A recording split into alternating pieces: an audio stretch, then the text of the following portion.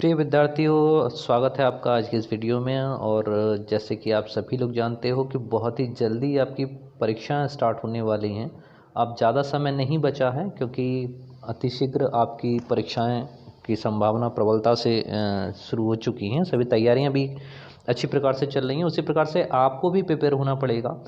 अच्छा, आज का ये जो वीडियो है वो स्पेशल है ख़ास तौर से न्यूमेरिकल पोर्शन के लिए, क्योंकि मैंने काफ़ी स्टूडेंट्स को देखा कि उन्होंने बताया कि सर हमको न्यूमेरिकल प्रॉब्लम्स में काफ़ी दिक्कत आ रही है। ठीक है, तो क्योंकि बेसिक क्लियर नहीं है। ठीक है, तो मैंने जो भी चीज़ अब तक आप लोगों के साथ देखी, आप अपना पर्सनल एक्सपीरियंस आपके साथ शेयर कर रहा हूँ। आपको लीनियर इक्वेशन तक क्लियर नहीं है कि किस तरीके से उनकी वैल्यूज़ को निकाला जाता है। तो आज मैं वहीं बेसिक से स्टार्ट कर रहा हूँ। तो आज इस वीडियो में वो लोग भी शामिल हो जाएँ जिन्हें ज़रा सी भी न्यूमेरिकल में अगर किसी भी तरह की कोई प्रॉब्लम है, तो आज इस वीडियो के माध्यम से इस सीरीज़ में चलेगी। ठीक है ना, इसके साथ में काफ़ी सारे वीडियो और पोस्ट करूँगा।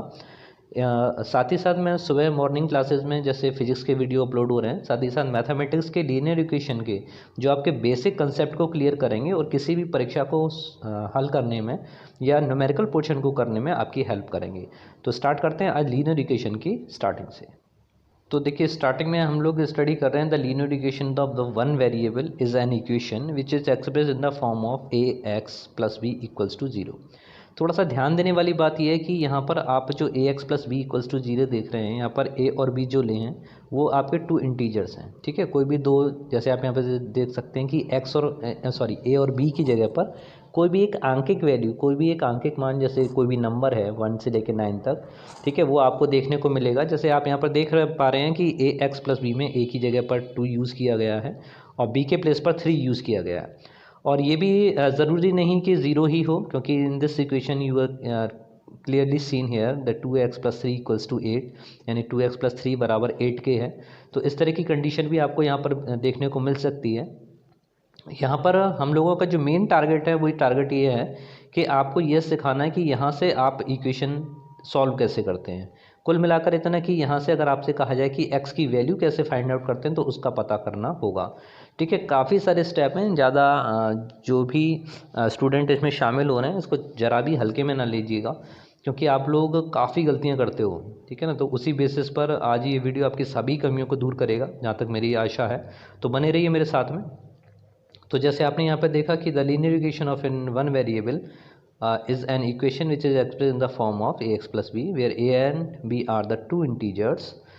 और इसमें जो x है आपका variable and has only one solution. ठीक है ना, तो वहाँ पर केवल एक आंसर आपको मिलेगा। फॉर एग्जांपल 2x प्लस 3 को प्लस 3 इक्वल्स टू 8 जो आपकी लीनियर इक्वेशन है, x की पावर की अगर बात करें तो यहाँ पर 1 है।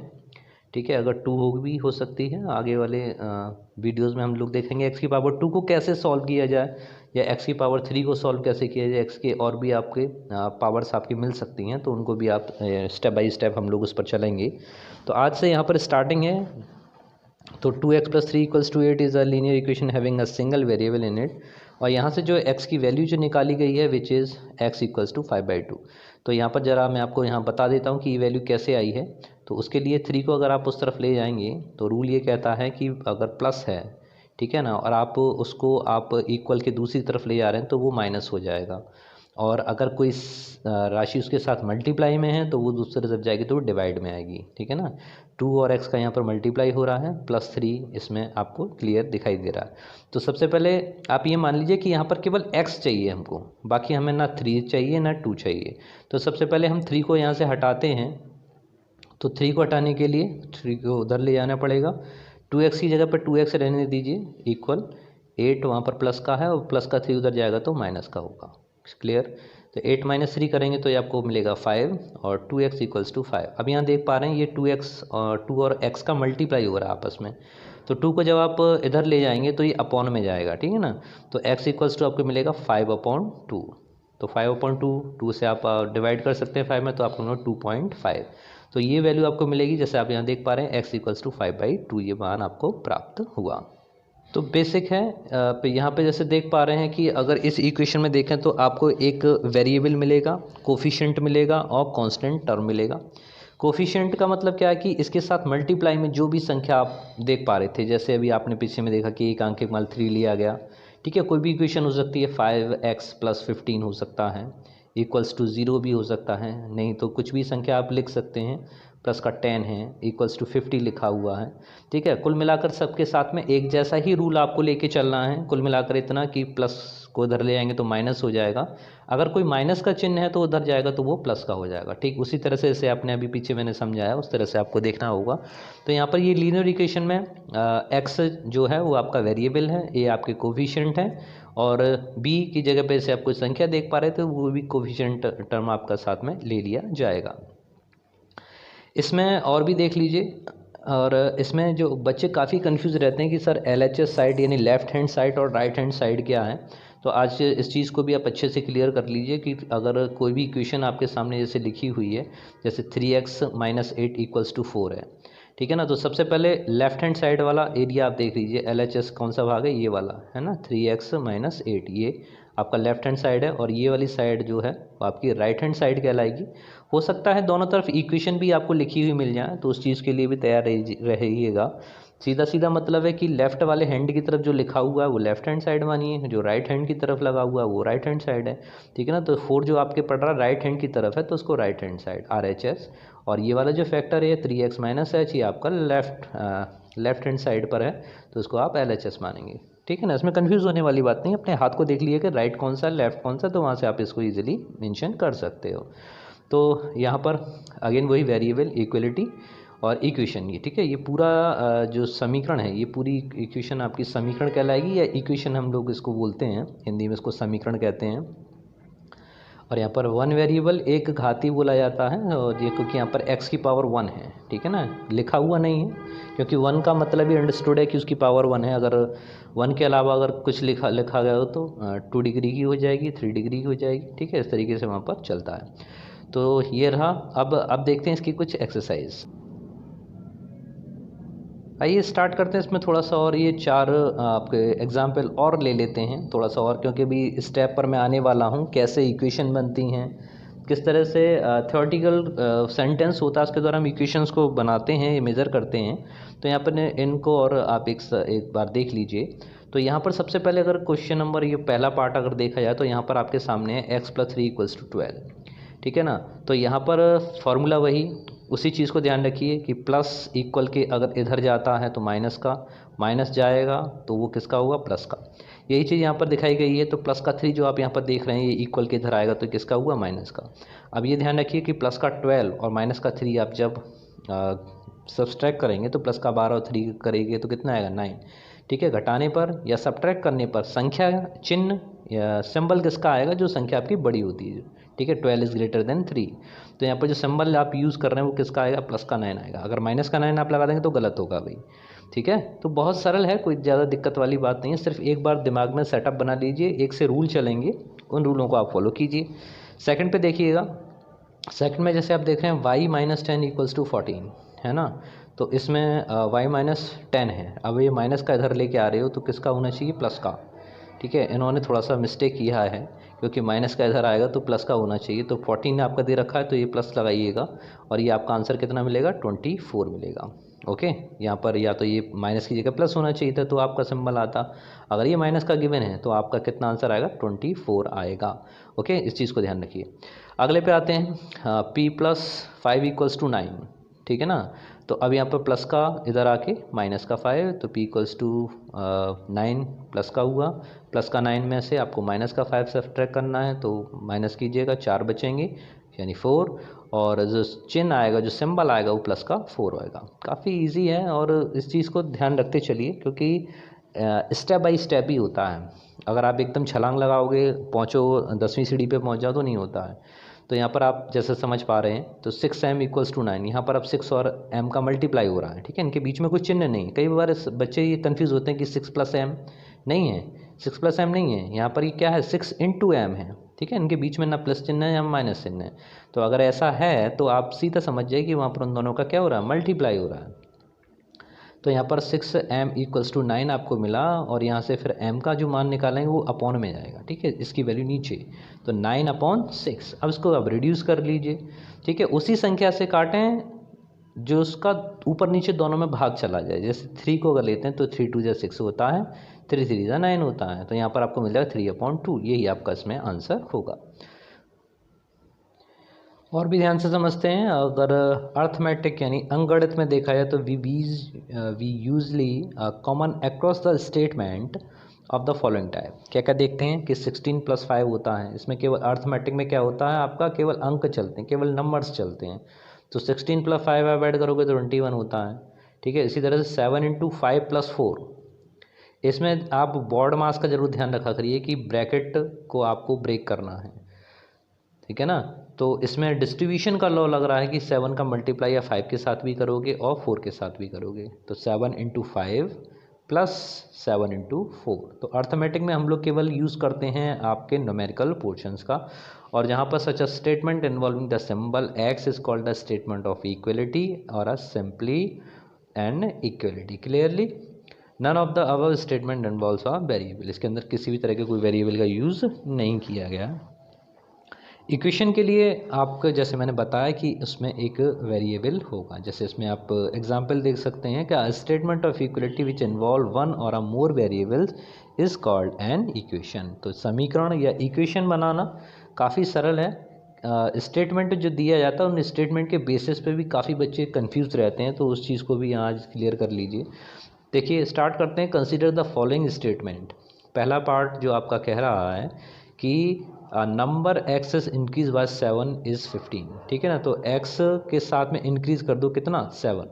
इंक्रीज करने का मतलब क्या है कि आपके पास 5 रुपये और इंक्रीज हो जाए तो आप +5 लगाओगे, मल्टीप्लाई थोड़ी ना करेंगे। 5 टाइम्स नहीं होगा।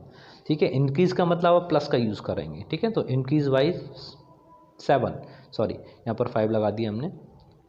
क्या लगाएंगे, x + 7 इज़ 15। तो दिस इज इक्वल्स टू 15, ये है। ठीक है, अब यहाँ पर x की वैल्यू कितनी होनी चाहिए कि उसको आप अगर 7 के साथ ऐड करें तो 15 हो जाए। तो या तो आप अपना अंदाज़ा लगाइए कि 15 में से 7 को माइनस करेंगे तो 8 मिलेगा। वही रूल यहाँ पर लिया जाता है कि प्लस का 7 अगर आप दूसरी तरफ भेजोगे तो आपको क्या मिलेगा, 15 - 7 मिलेगा, इट्स इक्वल्स टू 8। तो यहाँ पर आप वैल्यू निकालना सीख जाते हो। ठीक है, यहाँ पर हम केवल बात कर रहे हैं किसके बारे में, केवल स्टेटमेंट को किस तरीके से इक्वेशन में कन्वर्ट किया जाए।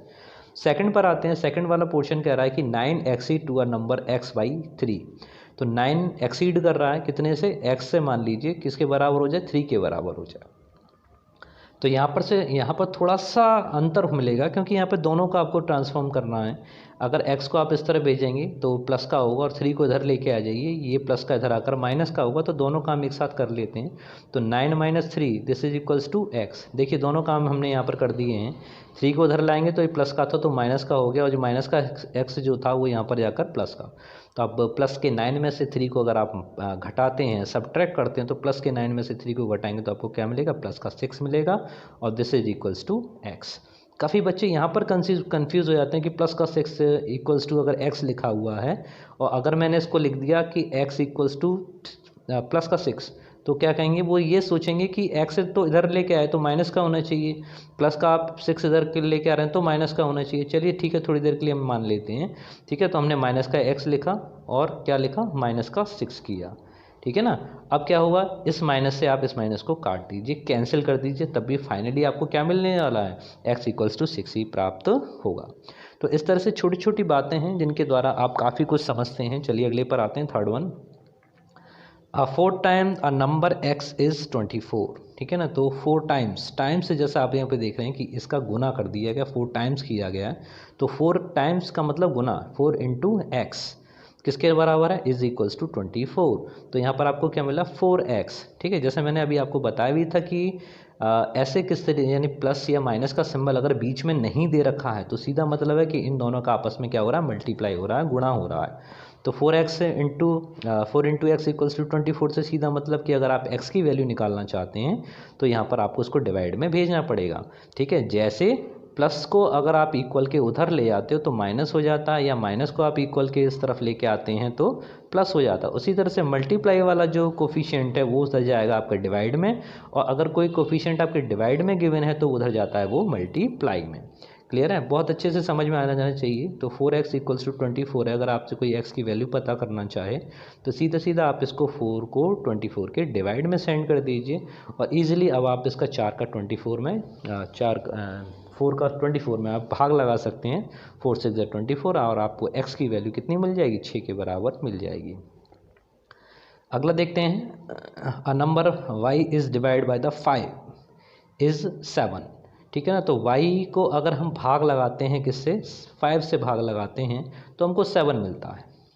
क्लियर है, देखिए कोफिशिएंट यहाँ पर 5, अब ये अपॉन में है, ठीक है ना, डिवाइड में दे रखा है और आप चाह रहे हैं कि ये अब इक्वल के दर चला जाए, क्योंकि हमें यहाँ केवल y चाहिए, हमें अब 5 को यहाँ से कोई मतलब नहीं है। तो ये अब अपॉन में दे रखा है, तो अब आप जब इसको इक्वल की उस तरफ ले जाएंगे तो ये जाएगा इसके मल्टीप्लाई में। तो 7 × 5 यानी y इक्वल्स टू 5 7 जा 35, ये आपका आंसर होगा y इक्वल्स टू 35। 35 में अगर 5 का डिवाइड करिए तो देखिएगा वही मिलेगा, 35/5 5 7 जा 35 मिलेगा। तो आपको ये वेरीफाई हो गया, दोनों तरफ LHS और RHS कैसे होनी चाहिए, इक्वल होनी चाहिए।